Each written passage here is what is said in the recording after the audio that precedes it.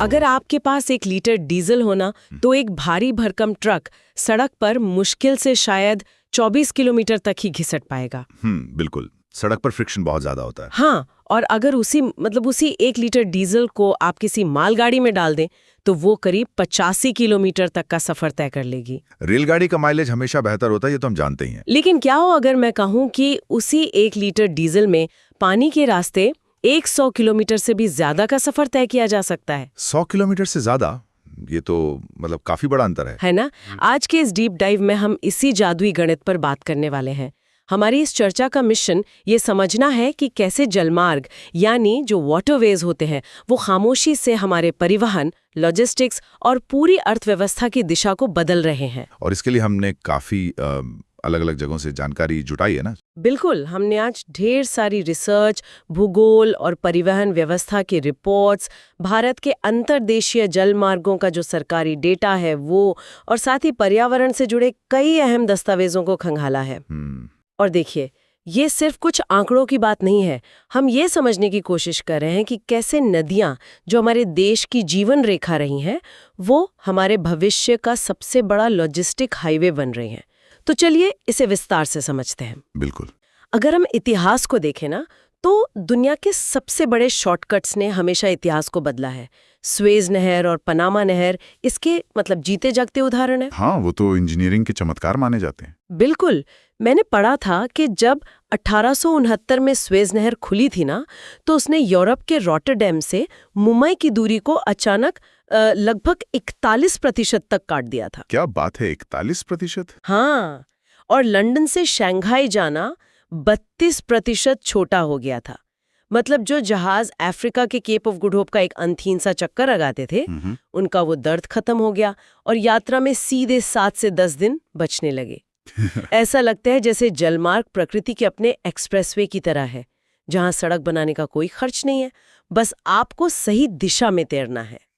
अगर हम इसे बड़ी तस्वीर से जोड़ें तो यहाँ एक बहुत ही दिलचस्प मैकेनिज्म काम कर रहा था। बात केवल एक छोटा रास्ता बन जाने की नहीं थी। अच्छा, तो और क्या कारण था? देखिए, 1869 का वो दशक वो समय था जब दुनिया में स्टीमशिप यानी जो भाप से चलने वाले जहाज होते हैं, उनका भी तेजी से विस्तार हो रहा था। इन दोनों चीजों के एक साथ होने ने एक ऐसा कॉम्बिनेशन तैयार किया जिसने पूरी दुनिया के व्यापार का गियर ही बदल दिया। मशीनें भी एडवांस हो रही थी और रास्ता भी छोटा हो गया। एकदम से। जब जहाज हवा के भरोसे चलने वाले पालों से आजाद हो गए और भाप के इंजनों की बदौलत एक निरंतर गति से चलने लगे, और ठीक उसी समय उनके सामने स्वेज नहर जैसा शॉर्टकट आ गया, तो व्यापार की लागत जमीन पर आ गिरी। बिल्कुल, ये तो एक तरह से परफेक्ट टाइमिंग वाली बात हो गई। एकदम। और इसी का एक और उदाहरण मलक्का जलडमरू मध्य या मलक्का स्ट्रेट है। ये हिंद महासागर और प्रशांत महासागर को जोड़ने वाली एक बहुत ही संकरी जलसंधि है। हाँ, वो सिंगापुर और इंडोनेशिया के बीच वाली ना? हाँ, वही। आज के समय में ये दुनिया का सबसे व्यस्त व्यापारिक मार्ग है। क्यों? क्योंकि ये पूर्व और पश्चिम को जोड़ने वाली सबसे अहम कड़ी है। ये हमें भू राजनीति और अर्थशास्त्र का एक बहुत ही बुनियादी सिद्धांत सिखाता है। पानी पर जिसका नियंत्रण है, अर्थव्यवस्था की चाबी उसी के पास है। जो भी देश अपने जलमार्गों को सबसे कुशलता से नेविगेट करता है, वो वैश्विक सप्लाई चेन का बॉस बन जाता है। बिल्कुल, यही असली गेम है। तो अगर स्वेज नहर और मलक्का स्ट्रेट ने दुनिया का नक्शा और व्यापार दोनों बदल दिए, तो भारत की तरफ देखने पर एक बहुत बड़ा सवाल दिमाग में आता है। भारत के पास तो नदियों का इतना विशाल और प्राचीन जाल है। हाँ, हमारे पास तो नदियों का पूरा नेटवर्क है। फिर भी आज तक हम अपने देश के अंदर के स्वेज क्यों नहीं ढूंढ पाए? हमारे पास 7,516 किलोमीटर से ज्यादा लंबी तटरेखा है, 13 प्रमुख बंदरगाह मौजूद है, और दिलचस्प बात यह है कि इनमें से कोलकाता एकमात्र ऐसा प्रमुख बंदरगाह है जो नदी आधारित या रिवराइन है, जो हल्दिया और कोलकाता के ट्विन डॉक सिस्टम पर काम करता है। वो हुगली नदी पर है। हाँ, पर यहाँ बात सच में बहुत दिलचस्प हो जाती है। जब हम अर्थशास्त्र और ईंधन दक्षता की गहराइयों में जाते हैं, तो गणित बिल्कुल अलग ही कहानी सुनाता है। मैंने शुरुआत में जो आंकड़ा दिया था, 1 लीटर ईंधन में सड़क पर 24 टन किलोमीटर, रेल से 85 टन किलोमीटर और जलमार्ग से सीधे 105 टन किलोमीटर। वो डेटा सच में हैरान करने वाला है। और लागत की बात करें तो सड़क के मुकाबले जलमार्ग से माल ढोना लगभग 60% सस्ता है।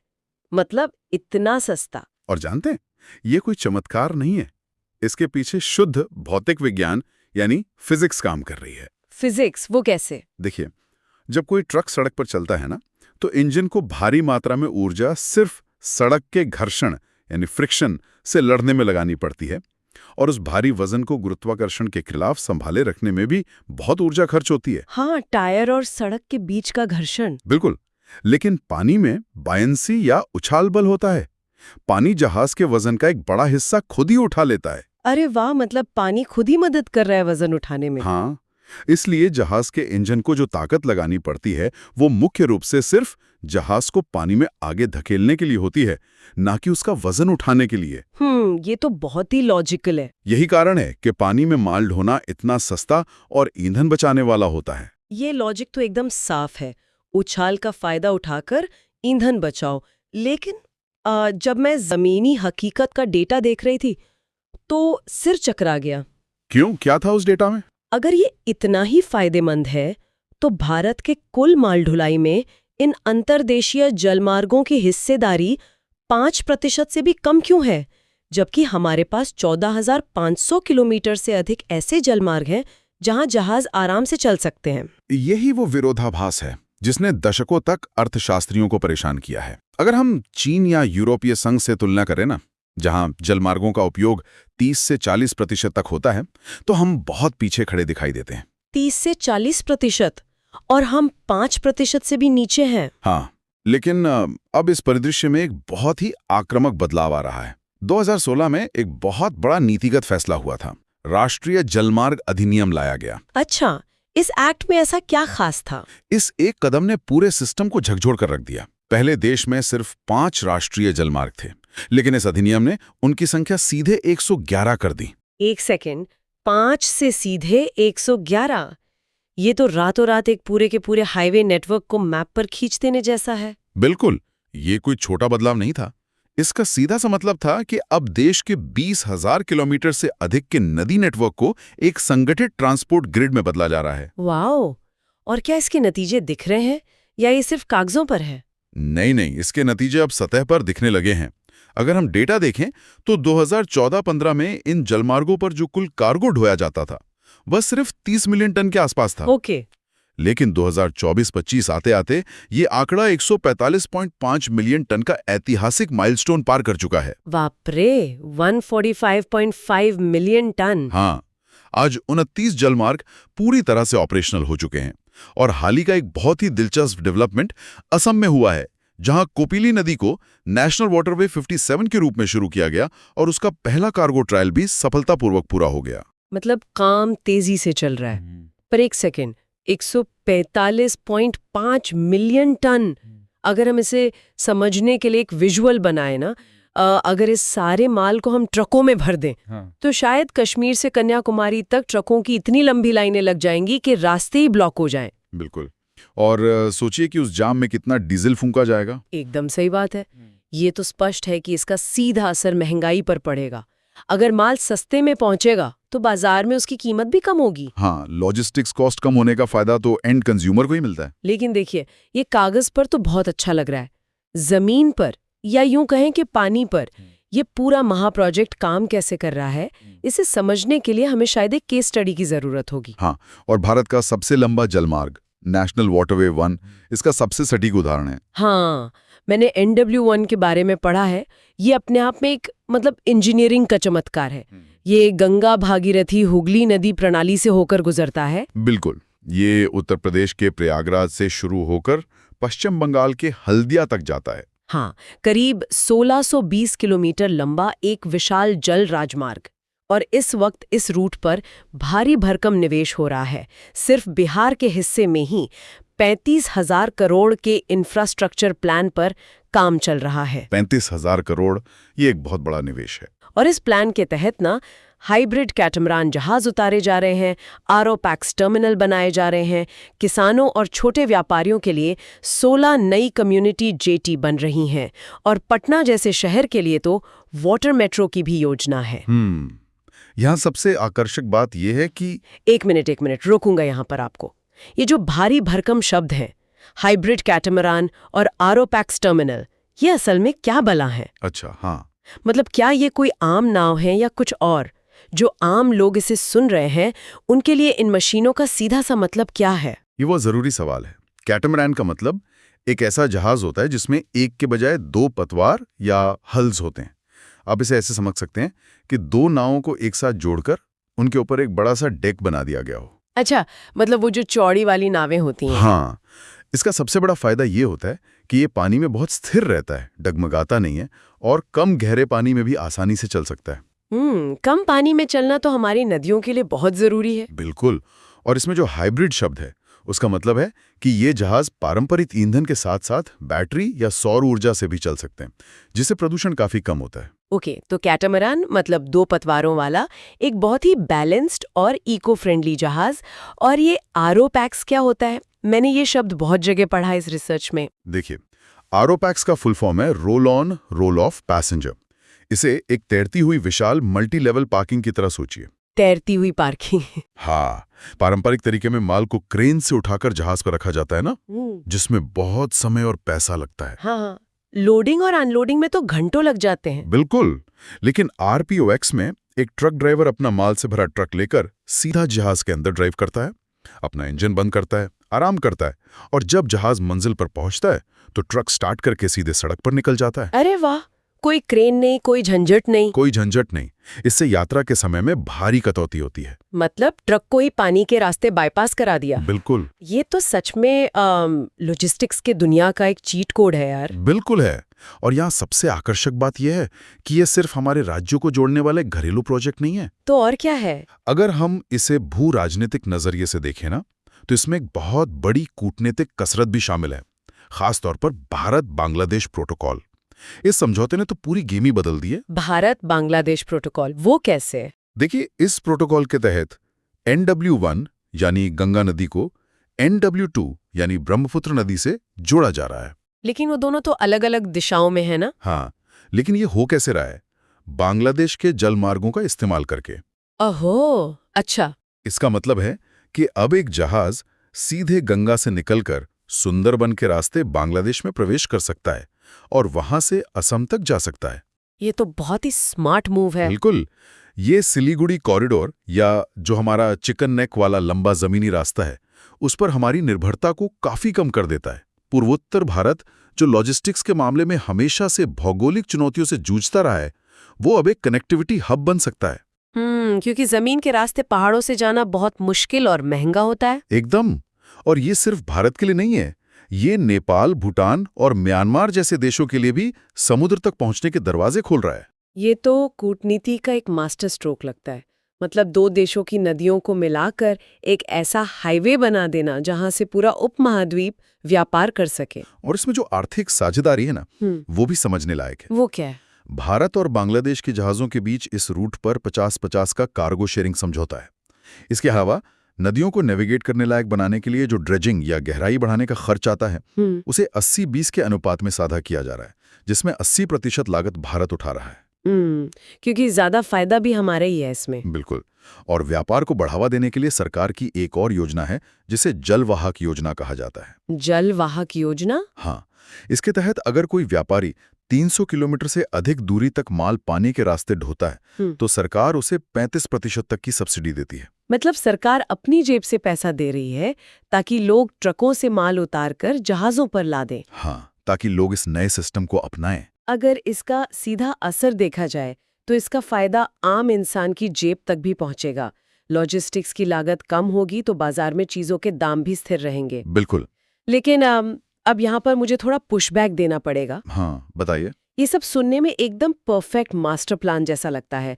बहुत सस्ता है, पर्यावरण के अनुकूल भी लग रहा है और कूटनीतिक रूप से भी एकदम फायदे का सौदा है। लेकिन अगर ये इतना ही आसान और चमत्कारी है, तो इसे आज से 50 साल पहले क्यों नहीं किया गया? ये एक महत्वपूर्ण सवाल खड़ा करता है, क्योंकि नदियां कोई सीमेंट का रास्ता तो है नहीं जहां आपने एक बार तारकोल बिछा दिया और बात खत्म हो गई। हाँ, नदियां तो अपना रास्ता बदलती हैं। वही तो। क्या एक बहती और लगातार अपना रास्ता बदलती हुई नदी पर हाईवे बनाना ऐसा नहीं है जैसे खिसकती रेत पर पक्की सड़क बनाने की कोशिश करना? मैंने कुछ डेटा देखा है जो सच में हैरान करने वाला है। क्या देखा आपने? गंगा नदी में हर साल 1600 मिलियन टन गाद या सिल्ट जमा होती है। 1600 मिलियन टन। ये तो ऐसा है जैसे हर साल नदी के अंदर पहाड़ों के पहाड़ बन रहे हों। बिल्कुल, ये एक बहुत बड़ी प्राकृतिक चुनौती है। और पानी के स्तर का जो उतार चढ़ाव है वो तो और भी डरावना है। मॉनसून के समय प्रयागराज में पानी का स्तर 16.5 मीटर्स तक चला जाता है, जो कि बहुत ज्यादा है। हाँ, लेकिन गर्मियों में फरक्का आते आते ये मात्र 2 मीटर रह जाता है। इतने कम पानी में माल से लदे भारी भरकम जहाज कैसे चलेंगे? ये तो है।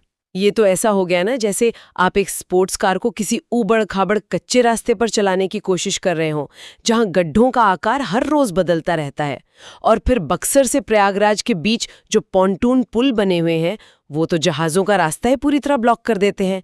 इन जमीनी हकीकतों को कैसे नजरअंदाज किया जा सकता है? देखिए, इन्हें बिल्कुल भी नजरअंदाज नहीं किया जा सकता, और यही इस पूरे महत्वाकांक्षी प्रोजेक्ट की सबसे बड़ी और जटिल चुनौतियां हैं। जो रिपोर्ट्स और दस्तावेज सामने आए हैं वे राजनीतिक और पर्यावरणीय दोनों तरह के गंभीर चिंताओं को बहुत ही स्पष्ट रूप से सामने रखते हैं।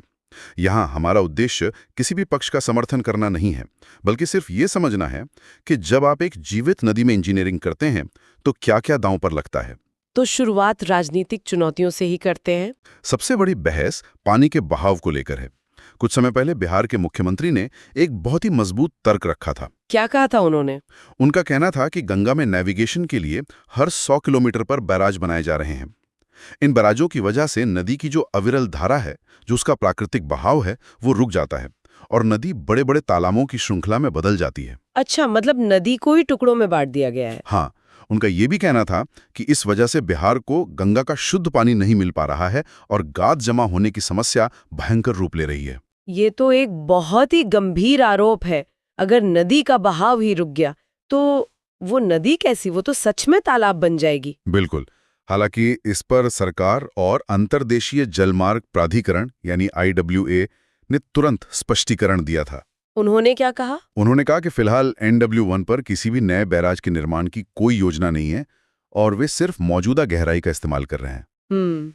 लेकिन ये बहस दिखाती है कि पानी का बंटवारा और नदी का नियंत्रण राज्यों के लिए कितना संवेदनशील मुद्दा है। बहुत संवेदनशील है। और ये संवेदनशीलता सिर्फ राज्यों के बीच की राजनीति तक सीमित नहीं है। बात पर्यावरण और उस नदी के पूरे इकोसिस्टम की भी है। मैंने देखा कि जब हम नदी को जहाज चलाने लायक बनाने की बात करते हैं तो एक शब्द बार बार आता है, ड्रेजिंग। हाँ, ड्रेजिंग। ये इस प्रोजेक्ट का सबसे क्रिटिकल हिस्सा है। ड्रेजिंग आसान शब्दों में कहें तो नदी के तल को खुरचकर गहरा करने की प्रक्रिया है। आप इसे एक बहुत बड़े अंडर वाटर वैक्यूम क्लीनर और बुलडोजर के मिश्रण की तरह समझ सकते हैं। बिल्कुल सही एनालॉजी है ये। जहाजों के गुजरने के लिए कम से कम 2.5 से 3 मीटर गहरा पानी चाहिए होता है। तो जब पानी कम होता है या गाद जमा हो जाती है तो भारी मशीनें नदी के तल को खोदकर मिट्टी बाहर निकालती है, ताकि जहाज बिना फंसे निकल सकें। लेकिन इसके परिणाम तो बहुत भयंकर हो सकते हैं। बहुत गहरे परिणाम होते हैं। सबसे बड़ा पर्यावरणीय संकट तो हमारी गैंगेटिक डॉल्फिन पर है। ओह, जो गंगा की डॉल्फिन्स हैं। हाँ, ये भारत का राष्ट्रीय जलीय जीव है और एक लुप्तप्राय प्रजाति भी है। दिलचस्प बात यह है कि ये डॉल्फिन लगभग अंधी होती हैं। अंधी होती हैं? हाँ, ये पानी के अंदर देखने के लिए आंखों का नहीं बल्कि आवाज का इस्तेमाल करती हैं, जिसे इकोलोकेशन कहते हैं। मतलब जैसे चमगादड़ आवाज से रास्ता ढूंढते हैं वैसी? एकदम सही। आप जरा सोचिए, भारी मशीनों द्वारा की जाने वाली ड्रेजिंग का जो शोर पानी के अंदर गूंजता है वो इन डॉल्फिन के लिए कैसा होगा? बाप रे, वो तो उनके लिए बर्दाश्त के बाहर होगा। ये ऐसा है जैसे कोई इंसान अंधेरे कमरे में आवाज सुनकर चलने की कोशिश कर रहा हो और अचानक उसके कानों के पास कोई तेज सायरन बजा दे। इस शोर से उनका पूरा नेविगेशन सिस्टम तबाह हो जाता है। ये तो बहुत ही दुखद है। इसके अलावा नदी के तल में जो मछलियां अंडे देती हैं, उनका पूरा प्रजनन क्षेत्र ड्रेजिंग की मशीनों से तहस नहस हो जाता है। ये तो सच में दिल दहला देने वाला है। एक तरफ हम अर्थव्यवस्था को रफ्तार दे रहे हैं और दूसरी तरफ एक पूरा जलीय जीवन दांव पर लगा हुआ है। और बात सिर्फ जीवों की नहीं है, नदी के पानी की क्वालिटी की भी है। हाँ, मैंने एक उम्र बहुत ही चौंकाने वाली बात पढ़ी थी। नीरी यानी NERI के एक अध्ययन के बारे में कुछ है ना? हाँ, नीरी राष्ट्रीय पर्यावरण इंजीनियरिंग अनुसंधान संस्थान का वो अध्ययन सबसे ज्यादा आंखें खोलने वाला है। ये अध्ययन गंगा की सेल्फ प्यूरिफिकेशन या स्वयं शुद्धिकरण क्षमता के बारे में है। हम सदियों से सुनते आए हैं कि गंगा का पानी कभी खराब नहीं होता, उसमें कीड़े नहीं पड़ते। बिल्कुल। पीछे आखिर क्या विज्ञान है? इसके पीछे बहुत गहरा विज्ञान है। नीरी के अध्ययन के अनुसार ये जादू असल में गंगा की तलछट यानी उसी गाद में छिपा है जिसे हम ड्रेजिंग करके बाहर निकालते हैं। क्या बात कर रहे हैं? उस गाद में? हाँ, गंगा की उस तलछट में विशेष रेडियोधर्मी या रेडियो एक्टिव गुण होते हैं। Radio active? हाँ, पर प्राकृतिक रूप से। ये गुण पानी में लगातार बहुत ही सूक्ष्म मात्रा में कॉपर और क्रोमियम जैसे तत्व छोड़ते रहते हैं। लेकिन जो सबसे बड़ा कारक है वो है बैक्टीरियोफेज की मौजूदगी। बैक्टीरियोफेज, ये क्या होता है? देखिए, बैक्टीरियोफेज असल में एक तरह के वायरस होते हैं। फेज का मतलब होता है खाने वाला। वायरस? वो तो नुकसानदायक होते हैं ना? नहीं, यहाँ डरने की बात नहीं है। ये वायरस इंसानों को कोई नुकसान नहीं पहुंचाते हैं। ये केवल उन हानिकारक बैक्टीरिया को ढूंढ ढूंढ कर मारते हैं और खा जाते हैं जो पानी को सड़ाते हैं। अरे वाह! गंगा की उस विशिष्ट गाद में ये करोड़ों की संख्या में मौजूद हैं। ये पूरी प्रक्रिया एक प्राकृतिक वाटर प्यूरिफायर की तरह काम करती है। ओह, अब समझ में आया। तो अगर आप जहाज चलाने के लिए उस तलछट को ही खोदकर बाहर निकाल देंगे। बिल्कुल।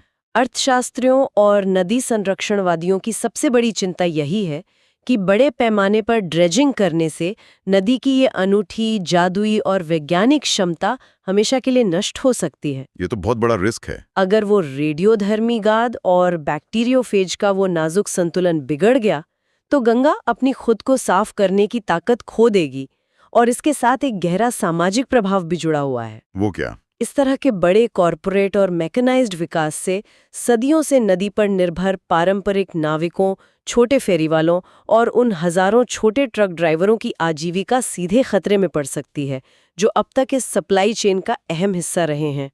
उनका रोजगार तो छिन ही जाएगा। बिल्कुल। इस सब का असल मतलब क्या निकलता है? इन सारे आंकड़ों, कूटनीतिक जीत, इंजीनियरिंग के चमत्कारों और पर्यावरण के गंभीर संकटों को देखकर एक बात जो पूरी तरह साफ होती है वो ये है कि जलमार्ग वास्तव में लॉजिस्टिक्स के लिए किसी चीट कोड की तरह है। इसमें कोई शक नहीं है। हाँ, अगर इन्हें सही तरीके और संवेदनशीलता के साथ लागू किया जाए तो ये हमारे अर्थव्यवस्था को एक अभूतपूर्व गति दे सकते हैं। चीजों की कीमतें कम हो सकती हैं, कार्बन उत्सर्जन में भारी कमी आ सकती है और दुनिया के नक्शे पर हम एक लॉजिस्टिक्स पावर हाउस बन सकते हैं। लेकिन हमें ये कभी नहीं भूलना चाहिए कि नदी कोई कंक्रीट या डैमर से बना हुआ सीधा हाईवे नहीं है। ये एक जीवित इकोसिस्टम है जो सांस लेता है, समय समय पर अपना रास्ता बदलता है और जिसके अंदर एक पूरी दुनिया बसती है। 21वीं सदी की हमारी सबसे बड़ी पहेली शायद यही है कि हम विकास की तेज रफ्तार और प्रकृति के इस नाजुक संतुलन के बीच एक सही रास्ता कैसे खोजें। और यही बात हमारी चर्चा को एक बहुत ही गहरे और विचारोत्तेजक प्रश्न की ओर ले जाती है। हाँ, बताइए। जैसे जैसे हम व्यापार और लॉजिस्टिक्स के लिए अपनी नदियों को इंजीनियर कर रहे हैं, उन पर बड़े बड़े टर्मिनल बना रहे हैं, ड्रेजिंग करके उनका सीना चीर रहे हैं, हमें रुककर एक पल के लिए ये सोचना होगा कि क्या हम इन जीवित पारिस्थितिक तंत्रों को केवल तरल राजमार्ग या लिक्विड हाईवे मान बैठे हैं। नदियां सिर्फ माल ढोने के लिए तो नहीं है। बिल्कुल नहीं। नदियां सिर्फ माल ढोने वाले चैनल नहीं होती, वे सभ्यताएं पालती हैं, जीवन देती हैं। और सबसे बड़ा सवाल ये है कि जब प्रकृति हमारे बनाए हुए इन कंक्रीट के ब्लूप्रिंट्स के खिलाफ पलटवार करेगी, जो कि वो करेगी ही कभी ना कभी। हाँ, चाहे वो भयानक बाढ़ के रूप में हो, अप्रत्याशित सूखे के रूप में हो या गाद से भरे रास्तों के रूप में हो, तो क्या हमारे पास उसका सामना करने के लिए कोई प्लान भी मौजूद होगा? ये सच में एक ऐसा सवाल है जो किसी को भी बेचैन कर सकता है। क्या हमारे पास प्रकृति के पलटवार का कोई प्लान भी है? अगर नदियां अपना रास्ता बदल लें तो हमारे इन हजारों करोड़ के टर्मिनल्स का क्या होगा? यही सोचने वाली बात है। इसी विचार पर मंथन करना हम सभी के लिए बहुत जरूरी है, क्योंकि हमारी अर्थव्यवस्था और हमारा पर्यावरण दोनों एक दूसरे के बिना अधूरे हैं। आप लोग भी सोचिएगा कि क्या हम विकास की दौड़ में उस नदी को ही तो नहीं मार रहे जो हमें जीवन देती है। इसी विचार के साथ हम आज के इस डीप डाइव को यहीं विराम देते हैं। इस सफर में हमारे साथ बने रहने के लिए बहुत बहुत धन्यवाद।